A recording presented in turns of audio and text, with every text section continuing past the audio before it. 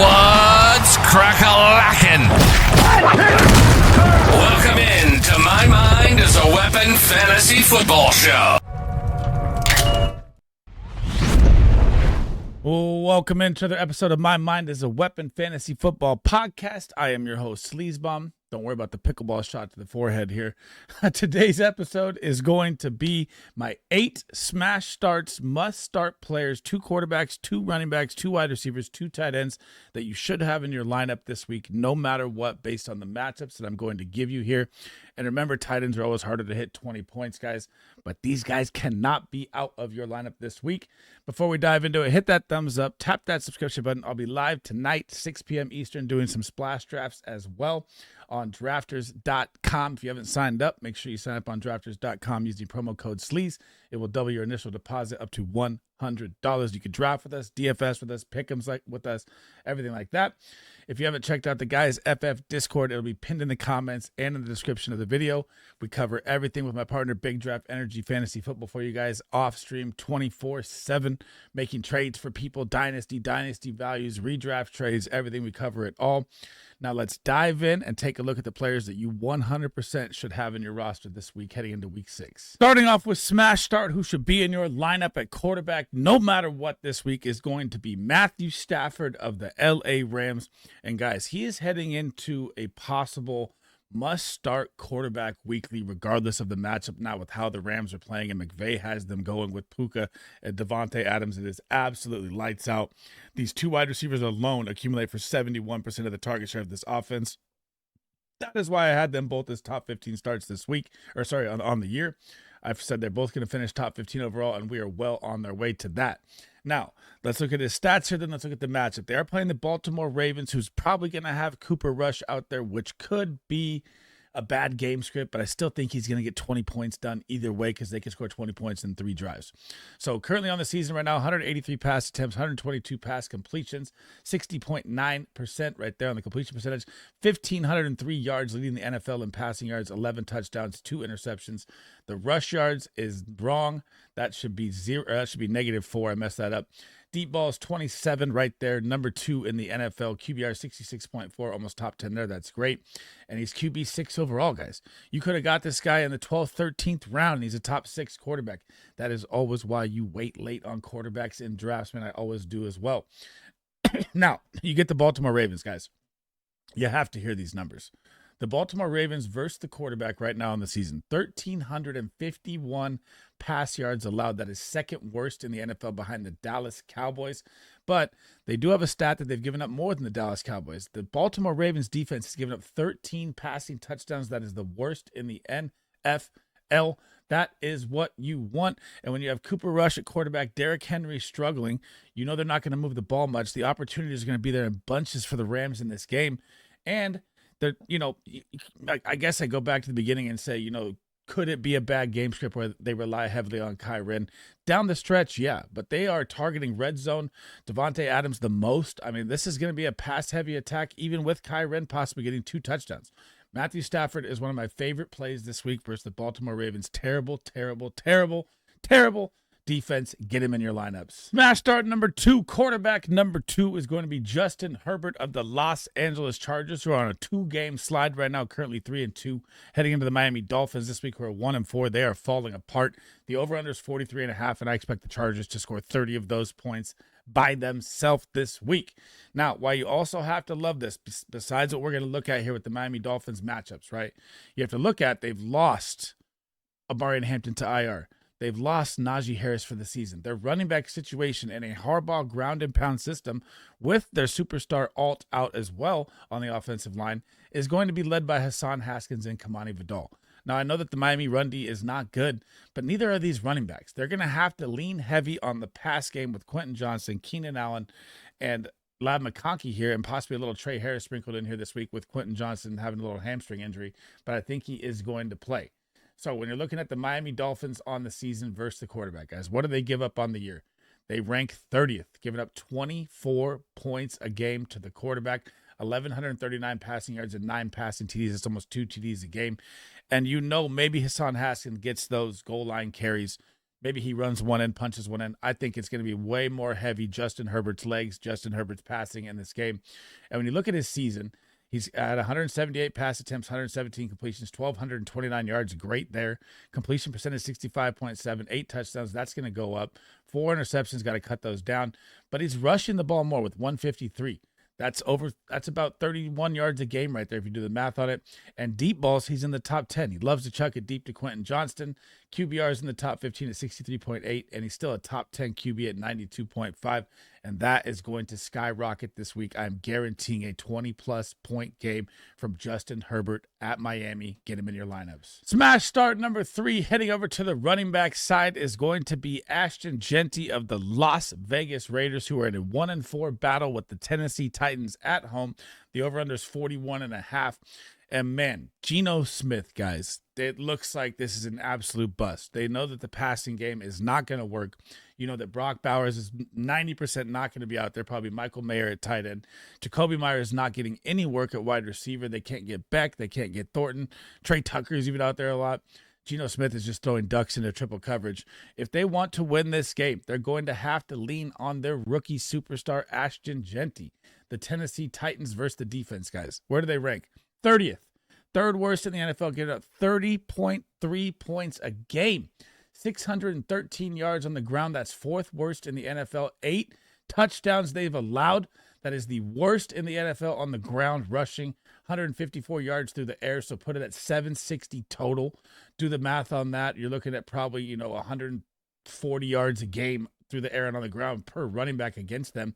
And they've given up a touchdown through the air as well. That's 9 total TDs in 5 games. That's almost 2 touchdowns a game for your running back. Ashton Jeanty is going to explode against the Tennessee Titans this weekend. And you got to look at his season as well. 82 attempts, 349 yards, 4.26 yards per carry, 3 touchdowns, 12 receptions, 62 receiving yards. That's got to go up. You got to see more receiving work for him. But he does have 2 receiving touchdowns as well. His snap share, I'd like to see that in the 70s at RB1 elite usage, but still 67.7 is not bad. And the target share's got to go up. 9.4% when the receivers aren't working. Geno's got to find the check down. The Tennessee Titans, with 150 yards allowed per game to the running back, this should be a full 30-touch game for Ashton Jeanty, and I'm guaranteeing that he puts up 20-plus points this week against the Titans at home. Smash start number 4, running back number 2, Rico Dowdle. Chuba Hubbard missed practice again today. It looks like he's going to be out about 90-plus%.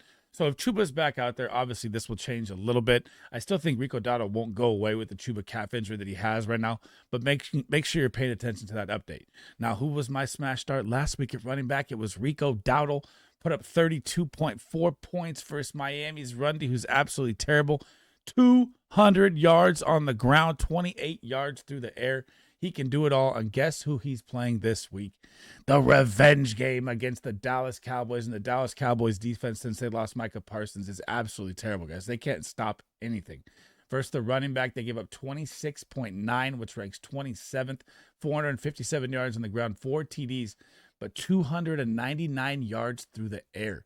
That is 757 total yards through 5 games to the running back, which is the same situation that Ashton Jeanty's in, about 140 average to the running back. And then you have to look at, they've given up 5 TDs, which is a touchdown a game to the running back position. Rico Dowdle and a massive offensive line that the Carolina Panthers have that was ranked in the top 5 coming into the season. They're going to pound him against their revenge game team. So when you look at his stats on the season, obviously Chuba Hubbard has been the starter. So 51 carries, 289 yards. But here's the big number, 5.67 yards per carry. That is top 10 in the NFL. That is massive. 2 touchdowns. He can also receive the ball. You saw it last year at Dallas down the stretch when he was the darling that won fantasy football championships in the last 3 weeks for the Cowboys. He was getting a lot of receiving work too. So these numbers are skewed. So 8 receptions, 48 yards because he hasn't been the guy. 0 receiving touchdowns, and right there you see the 41.3% snap share on the season. But when you look at last week when he was the guy, I consider 70% usage, RB1 usage. He was at 67%. That's right where you want it. Target share 5.9%, and obviously 53.7 points. They all came pretty much last week. Get Rico Dowdle in the revenge game against Dallas at home, 100% in your lineups, so don't even think about it. Smash start number 5, heading over to the wide receiver side, is going to be Calvin Ridley of the Tennessee Titans. Yes, I said it, Calvin Ridley. And I told you guys after, I think it was week 4 or week 5 with him where week 4, we had 3 targets against Houston. Don't give up on him yet.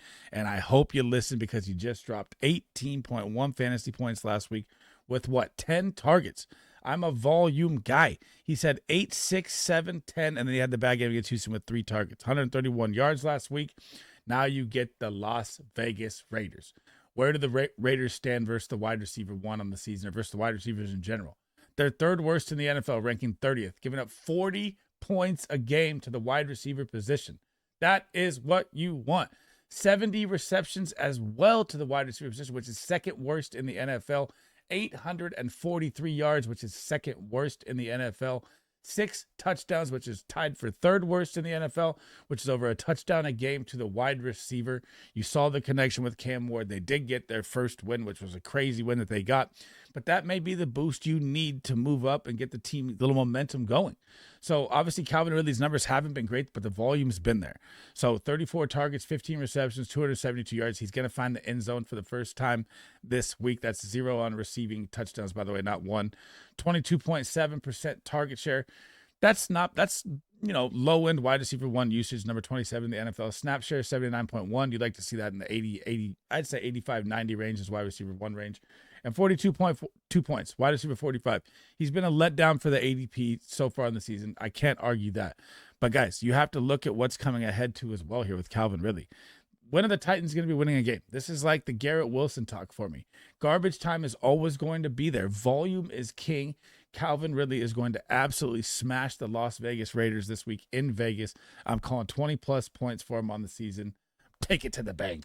Smash start number 6, wide receiver number 2. You know, if we had Rico Dowdle on here and we said the Dallas Cowboys defense can't stop anybody, then you know we got to have Tet McMillan in here, who's going to get his first touchdown of his NFL career this week.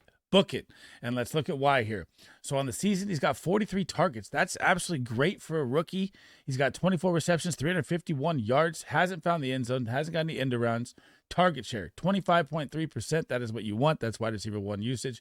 Snap share, 90.3%. Number 12, that's wide receiver 1 usage. 59.1 points. He should have more than this. But he's had 4 games out of 5 with 10-plus points. So not that bad, but hasn't returned on investment, his ADP yet. But it's about to this week. The Dallas Cowboys versus the wide receiver. What do they rank? Dead last. 45.3 points they give up to the wide receiver. Dead last in the NFL. 67 receptions they've given up to the wide receiver. 5th worst in the NFL. 944 yards to the wide receiver position is only behind the New York Giants, who just played last night. So they would be the worst in the NFL. And 10 touchdowns, which is tied for last in the NFL. That's 2 touchdowns a game to the wide receiver. Bryce Young, Dave Canales, they are going to scheme it up here. They're going to score a touchdown to Tet McMillan, and 20-plus points is on the way. Get this man in your lineup this week. Smash start number 7, heading over to the tight end side, is going to be Hunter Henry, and this one's for you, Javi. Shout out to you, my man. I'm going to read a bunch of stats for Hunter Henry here, but first let's look at his season stats. 28 targets, 17 receptions, 250 yards, 3 receiving touchdowns, 18.8% target share, top 10, number 9. Snap share 84.8, number 8. That's top 10 as well. Red zone target 7, number 2 in the NFL, 60 points, tight end 6 on the season. They're heading into the Saints. The New Orleans Saints, guys, versus the tight end on the season. Where do they rank? They rank 27th, giving up 16 points a game to the tight end position. 27 receptions, which is bottom 5 in the NFL. 283 yards, which is bottom 5 in the NFL, and they've given up 4 touchdowns, which is tied for the second most in the NFL to the tight end position, which is an 80% rate. Now, these are insane metrics of Drake May and Hunter Henry that you just need to listen to all of these, and I'm going to crank them out as fast as we can go here. So his targets, top 10, number 7. Target share, number 9.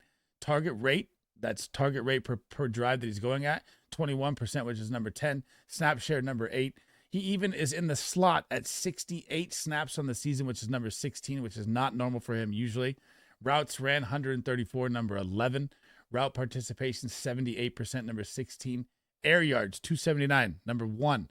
Air yard share, 26.5%, number 2. ADOT, that's average target distance, right? Average target or average, I'm forgetting what the O means, but that's 10 yards. That's number 2. Deep targets, 5. That's number 1. Red zone targets, 7. That's number 2. First read targets of Drake May, 23. That's number 5 in the NFL. Deep target share is 39%. That's number 1. Red zone target share is 38.9%. That's number 1. Unrealized air yards is 113, number 2. Total TDs, he's 3rd in the NFL at tight end position. These are every single one of these metrics is top 15. 2 of them are outside the top 15. This guy is top 10 in every single metric. He is a must start versus the New Orleans Saints, who struggle versus the tight end mightily, and I'm guaranteeing an anytime touchdown for Hunter Henry this week. Last but not least, smash start number 8, tight end number 2 is going to be David Njoku, who is back in the mix with Dylan Gabriel at quarterback. We finally got our tight end 1 back for the Cleveland Browns. And what happened last week when Dylan Gabriel was in there? Well, he saw the most targets of the season with 9. His most before that was 7. 67 yards, his most on the season. His most before that was 40. His first touchdown of the year, he had none before that.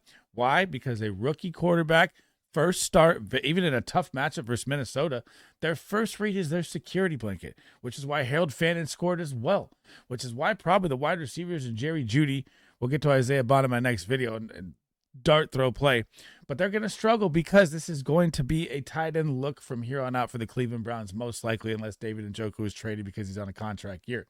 Now, so on the season, 30 targets, these are not the normal David Njoku numbers. These are usually higher, guys, but you got to realize how the Browns season started. So 30 targets, 20 receptions, 195 yards, first TD last week. Target share is usually in the 20-25% range for him, 16.6. That's not normal for him. Number 16, snap share, 84.5. That's great. That's tight end 1 usage. Red zone targets, 4. That's usually higher as well. All these are going to go up. Points on the season, 45.5. That's tight end 15. You didn't not returning the investment you got on drafting him. That's for sure right now. But it is all about to change with Dylan Gabriel at the helm. Now you get the Pittsburgh Steelers. Yes, they're coming off a bye. Where does the Steeler defense struggle? Versus the pass and versus the tight end. They rank 26, giving up 16 points a game to the tight end. That's what you want. 250 yards, 3 touchdowns allowed. So if you take the bye week away, that's about a 75% chance of a touchdown for David Njoku in this game. And with the way Dylan Gabriel is looking at him, it's almost a guarantee he's going to get a touchdown in this game. And I like him for a 20-plus points. But remember, tight ends with Hunter Henry and David Njoku is harder to get 20-plus points. But those are my smash play tight ends.